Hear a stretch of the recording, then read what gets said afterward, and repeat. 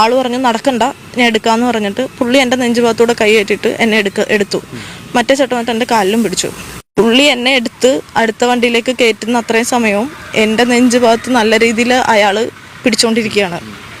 Okay, ഞാൻ ഒരു 25 വയസ്സായ പെണ്ണ. അപ്പം തെറ്റായിട്ട് തൊടുന്നതും അയാളത് തൊട്ട് അയാളുടെ വിനോദം കണ്ടെത്തുന്നതും അല്ലാതെ നോർമലായിട്ടൊക്കെ നമ്മളെ രക്ഷിക്കാൻ നോക്കുന്നതിന് കുറച്ച് ദിവസങ്ങൾക്ക് മുമ്പ് കായംകുളത്ത് നടന്നൊരു സംഭവമാണ്. 25 വയസ്സുകാരായിട്ടുള്ള ഒരു യുവതി ആക്സിഡന്റ് പറ്റി റോഡിൽ കിടക്കുന്നു. ഒരു സ്ത്രീ മാത്രമല്ല, അവളുടെ കൂടെ യാത്ര ചെയ്തിരുന്ന അവളുടെ കൂട്ടുകാരിയുടെ ഭർത്താവും മക്കളും എല്ലാം ആക്സിഡന്റിൽ പെട്ടിട്ടുണ്ട്. മലയാറ്റൂർ പള്ളിയിൽ എന്തോ നേർച്ച കഴിഞ്ഞ് തിരിച്ചു വരികയായിരുന്നു ഇവര്. സമയം ഏകദേശം അർദ്ധരാത്രി 12 മണി കഴിഞ്ഞിട്ടുണ്ട്. അങ്ങനെ കായംകുളത്ത് എത്തിയ സമയത്ത് ഡ്രൈവർ അറിയാതെ ഉറങ്ങിപ്പോയി. അങ്ങനെ ഇവർ സഞ്ചരിച്ചിരുന്ന ഓട്ടോറിക്ഷ റോഡിലുള്ള ഡിവൈഡറിൽ തട്ടി മറിയുകയായിരുന്നു. ആ സമയം അതുവഴി ഗുഡ്സ് ഓട്ടോയിൽ കടന്നുപോയ കുറച്ചു പേര് ഈ ആക്സിഡന്റ് കണ്ട് അവിടെ നിർത്തി. ശേഷം അവരെല്ലാരും കൂടി ഇവർ അവിടെ നിന്നും എടുത്ത് ഹോസ്പിറ്റലിൽ കൊണ്ട് ചെന്നാക്കുന്നു. ഇത്രയും കേട്ട് കഴിഞ്ഞപ്പോൾ ഇതിലിപ്പോ എന്താ പറയാനുള്ളത് എന്നായിരിക്കില്ലേ നിങ്ങൾ ചിന്തിക്കുന്നത്? എന്നാൽ ചെറിയൊരു പ്രശ്നമുണ്ട്. ഈ ഗുഡ്സ് ഓട്ടോയിൽ വന്ന ആള് നമ്മൾ ആദ്യം പറഞ്ഞ് 25 വയസ്സുകാരിയെ രക്ഷിക്കുന്നതിനിടെ, അതായത് അവളെ റോഡിൽ നിന്നും എടുത്തു പൊന്തിച്ച് മറ്റൊരു വാഹനത്തിൽ കയറ്റുന്നതിനിടെ മനഃപൂർവ്വം അവളുടെ മുലയിൽ കയറി പിടിച്ചു എന്നതാണ് പ്രശ്നം. കായംകുളത്തെ വ്യാപാര വ്യവസായ ഏകോപന സമിതിയുടെ പ്രസിഡന്റായ സിനിൽ സവാദാണ് ഈ യുവതിയെ ഇങ്ങനെ ലൈംഗികമായി അതിക്രമിച്ചതെന്നാണ് പറയപ്പെടുന്നത്. ഇതിപ്പോ വലിയ വിവാദമായി മാറിക്കഴിഞ്ഞു എന്നുള്ളതാണ്. ഈ യുവതി കേസ് കൊടുത്തിട്ടും പോലീസ് കേസെടുക്കാൻ മടിച്ചു എന്നും വളരെ വൈകിയാണ് കേസെടുത്തതെന്നൊക്കെ പറയുന്നുണ്ട്. മാത്രവുമല്ല, ഈ പ്രശ്നവുമായി ബന്ധപ്പെട്ട് ആളുകൾ ഇപ്പോൾ രണ്ട് ചേരിയിൽ ഇരുന്ന് അടി കൂടിക്കൊണ്ടിരിക്കുകയാണ്. ഒരു പെണ്ണ് ആക്സിഡന്റ് ആയി കിടക്കുമ്പോൾ പോലും അവളെ ലൈംഗികമായി മുതലാക്കാൻ ശ്രമിക്കുന്ന വളരെ നീചമായ ഒരു പ്രവൃത്തിയാണ് ഇവിടെ നടന്നിരിക്കുന്നത് എന്നൊരു വിഭാഗം ആളുകൾ അഭിപ്രായപ്പെടുമ്പോൾ, മറ്റൊരു വിഭാഗം പറയുന്നത് സിനിൽ സവാദ് യുവതിയെ രക്ഷിക്കുന്നതിനിടെ അറിയാതെ അവളുടെ മാരടത്തിൽ സ്പർശിച്ചതാവാമെന്നും ആ സമയത്ത് അയാൾ അത് ശ്രദ്ധിച്ചു കാണില്ല എന്നുമാണ്. യുവതി അനാവശ്യമായിട്ടുള്ള പ്രശ്നങ്ങൾ ഉണ്ടാക്കുകയാണെന്നാണ് ഈ വിഭാഗം ആളുകൾ അഭിപ്രായപ്പെടുന്നത്. എന്തായാലും ആക്സിഡന്റ് പറ്റിയ യുവതി തന്നെ അന്ന് എന്തൊക്കെയാണ് സംഭവിച്ചതെന്ന് വിശദീകരിച്ച് പറയുന്നുണ്ട്. നമ്മൾ എന്തായാലും ആ സ്ത്രീക്ക് പറയാനുള്ളത് കേട്ടോക്കാം. ഞങ്ങള് 3-ാം തീയതി ഒരു ട്രാവൽ പോയതാ, പള്ളിയിലേക്ക് പോയതാ. അപ്പം ഞാനും എൻ്റെ ഫ്രണ്ടും അവളുടെ ഹസ്ബൻഡും കുട്ടികളുമായിരുന്നു. ഞങ്ങൾ പോയി തിരിച്ചു വരുന്ന വഴിയിൽ കായംകുളം എത്തിയപ്പോഴത്തേക്ക് ക്ഷീണം ഉണ്ടായിരുന്നു. ആളെ ചെറുതായിട്ടൊന്ന് മയങ്ങിപ്പോയി, ഡിവൈഡറിൽ ഇടിച്ചു, വണ്ടി ആക്സിഡൻ്റ് ആയി. എല്ലാവർക്കും അത്യാവശ്യം നല്ല പരിക്കുകളുണ്ടായി, ലൈക്ക് ചതവ് കാര്യങ്ങൾ അങ്ങനെയൊക്കെ. ഒട്ടിച്ച ആളുടെ തലയും പൊട്ടി. അപ്പോൾ ആ സമയത്ത് ആക്സിഡൻറ്റ് നടന്ന സമയത്ത് അതുവഴി ഒരു പെട്ടിയാട്ടം വന്നു. പെട്ടിയാട്ടയിൽ 2 ചേച്ചിമാരും ഒരു ചേട്ടനുമായിരുന്നുള്ളൂ. അപ്പം ഈ ചേട്ടനാണ് ആദ്യം എൻ്റെ അടുത്തേക്ക് വരുന്നത്. അപ്പം ഞാൻ പറയുന്നുണ്ട് കാലിലൊക്കെയാണ്, എഴുന്നേൽപ്പിക്കാനാണ് ആദ്യം പറയുന്നത്. അപ്പം എനിക്ക് ഓൾറെഡി ആസ്മേഷമുണ്ട്, ശ്വാസമുട്ടുണ്ട്, എനിക്ക് ബ്രീത്ത് ഔട്ട് ഉണ്ടായിരുന്നു. അപ്പം പെട്ടെന്ന് പുള്ളിക്കാരൻ എന്നെ പുറത്തേക്ക് എടുത്ത്. അപ്പം അതേ ടൈമിൽ തന്നെ മറ്റൊരാൾ അവിടെ വന്നിട്ടുണ്ടായിരുന്നു. പുള്ളിക്കാരൻ വന്ന് അപ്പം അടുത്ത ഈ പെട്ടിയാട്ടം കയറ്റിയിട്ട് വേണം ഞങ്ങൾ ഹോസ്പിറ്റലിലേക്ക് എത്തിക്കാൻ. അപ്പോൾ അവിടുന്ന് ഞങ്ങളുടെ വണ്ടി ഉണ്ടായ അടുത്തുനിന്ന് കുറച്ച് നടക്കാനുണ്ട്, കുറച്ച് സ്റ്റെപ്പ് വെക്കാനുണ്ട്. അപ്പം എന്നെ നടത്തുന്ന വഴിക്ക് 2 സ്റ്റെപ്പ് വെച്ചപ്പോഴത്തേക്ക് എനിക്ക് ബ്ലറാവാൻ തുടങ്ങി. ഞാൻ പറഞ്ഞു നടത്തരുത്, ഒന്നും ഇരിക്കണമെന്ന് പറഞ്ഞു. അപ്പോൾ പുള്ളി ഒറ്റയ്ക്ക് വന്ന് ആ പുള്ളി പറഞ്ഞു, അതായത് ഈ സിനിൽ സവാദ് എന്ന് പറയുന്നത് ആൾ പറഞ്ഞു നടക്കണ്ട, ഞാൻ എടുക്കാമെന്ന് പറഞ്ഞിട്ട് പുള്ളി എൻ്റെ നെഞ്ചുഭാഗത്തൂടെ കൈ കയറ്റിയിട്ട് എന്നെ എടുത്തു. മറ്റേ ചേട്ടൻ വന്നിട്ട് എൻ്റെ കാലിലും പിടിച്ചു. എനിക്ക് ആക്ച്വലി ശബ്ദമൊന്നും വരുന്നുണ്ടായിരുന്നില്ല, ബ്രീത്ത് ഔട്ടായിട്ട് എനിക്ക് ശബ്ദം വരുന്നില്ല, ഞാൻ ആകെ കരയുന്നു മാത്രമേ ഉള്ളൂ. പുള്ളി എന്നെ എടുത്ത് അടുത്ത വണ്ടിയിലേക്ക് കയറ്റുന്ന അത്രയും സമയവും എൻ്റെ നെഞ്ചുഭാഗത്ത് നല്ല രീതിയിൽ അയാൾ പിടിച്ചുകൊണ്ടിരിക്കുകയാണ്. ഓക്കെ, ഞാൻ ഒരു 25 വയസ്സായ പെണ്ണ. അപ്പം തെറ്റായിട്ട് തൊടുന്നതും അയാളത് തൊട്ട് അയാളുടെ വിനോദം കണ്ടെത്തുന്നതും അല്ലാതെ നോർമലായിട്ടൊക്കെ നമ്മളെ രക്ഷിക്കാൻ നോക്കുന്നതും രണ്ടും തമ്മിൽ എനിക്ക് തിരിച്ചറിയാൻ പറ്റും. ഞാൻ അയാൾ പിടിക്കണ വേദന കാരണം കരഞ്ഞുകൊണ്ടിരിക്കുമ്പം ഇവർ വിചാരിക്കണം ഓക്കെ ആക്സിഡന്റ് നടന്ന ആ വേദനയിൽ ഞാൻ കരയുമെന്നാ, തിരിച്ചറിയാൻ പറ്റുന്നില്ലല്ലോ. ഓക്കെ, ഇതാണ് സംഭവം. അപ്പൊ ഈ പെൺകുട്ടിയുടെ വാദത്തെ എതിർക്കുന്നവരുടെ ചില കമന്റുകൾ ഞാനൊന്ന് വായിച്ചു തരാം. ഒരാൾ താങ്ങിയെടുക്കുമ്പോൾ 2 കൈയും എവിടെയായിരിക്കും? അയാൾക്ക് 4 കൈ ഉണ്ടെങ്കിൽ ഓക്കെ.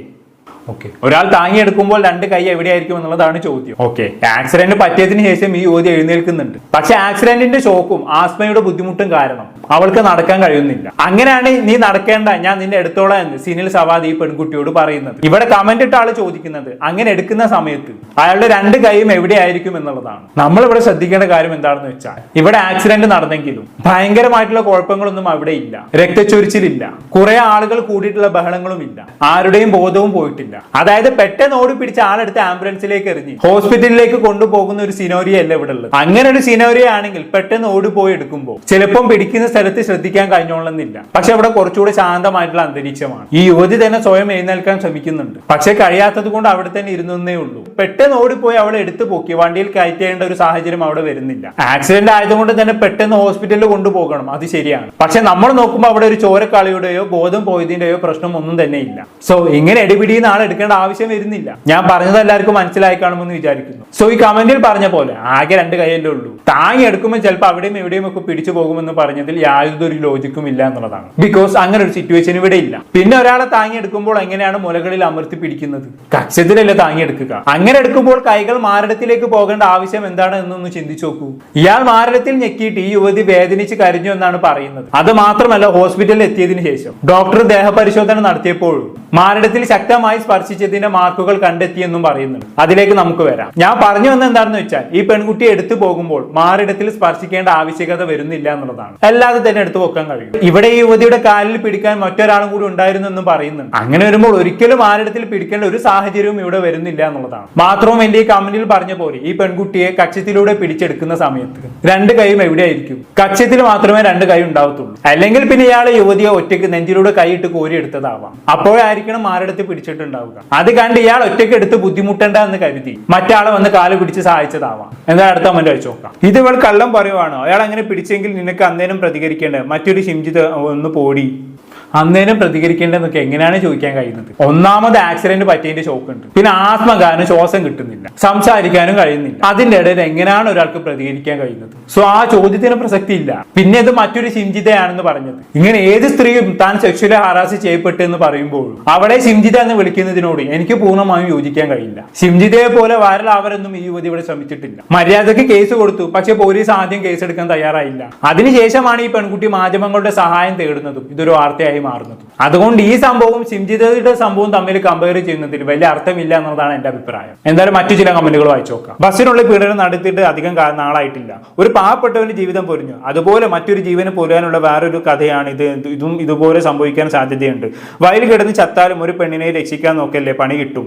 ഇത് ഹോസ്പിറ്റലിലുള്ള സിസ്റ്റർ കണ്ടതുകൊണ്ടല്ലേ പുറത്തു വന്നത്. ഇവളെ രക്ഷിച്ച ആള് ചെയ്തത് ആകില്ല, ഇവളുടെ കൂടെയുള്ള മറ്റാരോ ഔട്ടിങ്ങിന് പോയപ്പോൾ ചെയ്തതാണ്. കള്ളം മറക്കാൻ ഇവൾ രക്ഷിച്ച ആളെ പറയുന്നതാണ്. ഇവളെ താങ്ങി വണ്ടിയിൽ കയറ്റുന്ന നേരം എന്ത് ചെയ്യാൻ ആരെയും രക്ഷിക്കാൻ പാടില്ല. ഓക്കെ, അപ്പൊ അങ്ങനെയൊക്കെയാണ് കാര്യങ്ങൾ. നിങ്ങളൊരു കാര്യം ശ്രദ്ധിച്ചോ, നമ്മുടെ ഷിംജിത ദീപക് ഇഷ്യൂവിന് ഇമ്പാക്ട് ചെയ്യുന്നുണ്ടോ? നമ്മൾ വിചാരിക്കുന്നതിലും അപ്പുറമാണ് ഈ സംഭവം ഉണ്ടാക്കിയ ഇമ്പാക്ട് എന്ന് പറയുന്നത്. ഷിംജിതയുടെ സംഭവം നടക്കുന്നതിന് മുമ്പാണ് ഈ യുവതിക്ക് ആക്സിഡന്റ് പറ്റിയതും ഇയാൾ മാരടത്തിൽ പിടിച്ചതുമായിട്ടുള്ള സംഭവം നടന്നിരുന്നെങ്കിൽ ഇവിടെ എങ്ങനെ 2 ചേരിയിൽ നിന്നുകൊണ്ട് ആളുകൾ അഭിപ്രായം പറയില്ലായിരുന്നു. ഏകപക്ഷീയമായി എല്ലാവരും ഈ പെൺകുട്ടിയെ മാത്രം സപ്പോർട്ട് ചെയ്തേനെ. ആക്സിഡന്റ് പറ്റിക്കെടുക്കുന്ന പെണ്ണിനെ പോലും കയറി പിടിക്കുന്ന കാമദ്രോഹി എന്നും പറഞ്ഞ് എല്ലാവരും സവാദിനെ കല്ലെറിഞ്ഞേനെ. എന്നാൽ ഇവിടെ വലിയൊരു വിഭാഗം ആളുകൾ സിനിൽ സവാദിനെ സപ്പോർട്ട് ചെയ്യുന്നുണ്ടെങ്കിൽ അത് ഷിംജിത വിഷയം നടന്നതുകൊണ്ട് മാത്രമാണ്. ആ ഒരു സംഭവത്തിന് ശേഷം ആളുകൾ മാറി ചിന്തിക്കാൻ തുടങ്ങി. ഒരു പെണ്ണ് വന്നിരുന്ന് എന്ത് പറഞ്ഞാലും വിശ്വസിക്കുന്ന പരിപാടിയൊക്കെ ആളുകൾ നിർത്തി. അതിന് ഞാൻ ആരെയും കുറ്റം പറയൂല കേട്ടോ. ഷിംജിത ഇഷ്യൂ ഉണ്ടാക്കിയ ഇമ്പാക്ട് കൊണ്ടാണ് ആളുകൾ ഇങ്ങനെയൊക്കെ ചിന്തിക്കാൻ തുടങ്ങിയത്. പക്ഷെ എന്ന് കരുതി ഏത് പെണ്ണും ഒരു പ്രശ്നം എന്ന് പറയുമ്പോൾ അത് വെറുതെ പറയുന്നതാണ്. ഷിംജിതയാണ് എന്നൊക്കെ പറഞ്ഞതിനോടൊന്നും എനിക്ക് യോജിക്കാൻ കഴിയുന്നില്ല. എന്തായാലും ഈ യുവതിക്ക് ഒരാളെ ബാക്കിയിട്ട് കേട്ടോക്കാം. ഹോസ്പിറ്റലിലെത്തി എന്നെ അവിടെ സ്ട്രെച്ചറിൽ കാഷ്വാലിറ്റി സ്ട്രെച്ചറിൽ കിടത്തിരിക്കുന്ന സമയത്ത് ആദ്യം നമ്മുടെ കൂടെ ഉണ്ടായ ചേട്ടൻ വണ്ടി ഓട്ടിച്ച് ചേട്ടൻ്റെ അടുത്ത് പറഞ്ഞു, നിങ്ങൾ എത്രയും പെട്ടെന്ന് ഇവിടുന്ന് പോകണം. ഈ പുള്ളി ഇതേ പിടിച്ച പുള്ളി തന്നെ വന്നിട്ട് പറഞ്ഞു, നിങ്ങൾ എത്രയും പെട്ടെന്ന് ഈ ഹോസ്പിറ്റലിൽ നിന്ന് പോകണം, നിങ്ങൾ നിങ്ങളുടെ എവിടെയെന്ന് വെച്ചാൽ പോയി ചികിത്സിക്കണം എന്ന് പറഞ്ഞു. അപ്പോൾ അവിടെ അത് അധികം കേട്ടില്ല, ശ്രദ്ധിച്ചില്ല. അപ്പോൾ നേരെ എൻ്റെ അടുത്ത് വന്ന് എൻ്റെ നോക്കിക്കൊണ്ടിരുന്ന ഡോക്ടർ എൻ്റെ അടുത്ത് നിന്ന് 2 സ്റ്റെപ്പ് മാറിയപ്പോഴത്തെ പുള്ളി ഒന്ന് മദ്യപിച്ചിട്ടുമുണ്ട്. അതേ ദിവസം പുള്ളി മദ്യപിച്ചിട്ടുണ്ട്. പുള്ളി അവിടെ കിടന്നൊരു വെപ്രാളം തന്നെ കാഷ്വാലിറ്റി കാണിക്കുന്നുണ്ടായിരുന്നു. കഴിഞ്ഞിട്ട് പുള്ളി എൻ്റെ അടുത്ത് വന്നിട്ട് പറഞ്ഞു, നിനക്ക് ഒരു പ്രശ്നമില്ല, നടന്ന ഒരു സംഭവത്തിൽ നിനക്ക് യാതൊരുവിധ പരാതികളും ഇല്ല, നീ എത്രയും പെട്ടെന്ന് ഇവിടുന്ന് റെഫറൻസ് മേടിച്ച് എവിടാന്ന് വെച്ചാൽ നീ കൊണ്ട് കാണിച്ചോണം, ഇവിടെ കിടക്കണ്ട എന്ന് പറഞ്ഞ് പുള്ളി അങ്ങ് പോയി. അപ്പോൾ ഞാൻ സംസാരിച്ച് തുടങ്ങിയിട്ടില്ല. ഞാനൊന്ന് കൂളാൻ കാമായിട്ടുണ്ടെങ്കിൽ നടന്ന സംഭവങ്ങൾ ഞാൻ അവിടെ പറയുമെന്ന് ആൾക്ക് പേടിച്ചിട്ടുണ്ടാവണം. അല്ലെങ്കിൽ എനിക്ക് എൻ്റെ അടുത്ത് അത് പറയേണ്ട ആവശ്യമില്ല. ഹോസ്പിറ്റൽ അയാളുടെ അല്ല, നമ്മളെ അവിടെ കൊണ്ടുവന്ന് ചിലവ് അയാളല്ല നോക്കണം, ഒന്നും അയാളല്ല. ഓക്കെ, അയാളുടെ വണ്ടിക്ക് നമ്മളുമായിട്ട് പ്രശ്നമില്ല, നമ്മൾ ഇടിച്ചു, അത്രേ ഉള്ളൂ.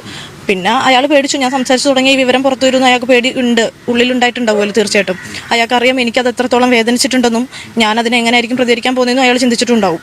അത് കഴിഞ്ഞ് എന്നെ എക്സ്റേ റൂമിൽ കൊണ്ടുപോയി. എക്സ്റേ റൂമിൽ ഒരു ലേഡി ഡോക്ടർ നിന്നേ.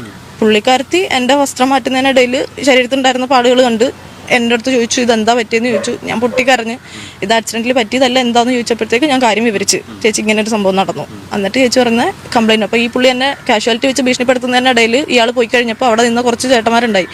അതിലൊരാളുടെ അടുത്ത് ഞാൻ ചോദിച്ചു, ഇത് ആരാന്ന് ചോദിച്ചു. അത് അവിടെ ഉള്ളവരാ, കാര്യം ഈ മറ്റേ സ്ട്രെച്ചറൊക്കെ കൊണ്ടുവന്ന ചേട്ടന്മാർ. അപ്പോഴിങ്ങനെ പേര് പറഞ്ഞു ഇയാളുടെ.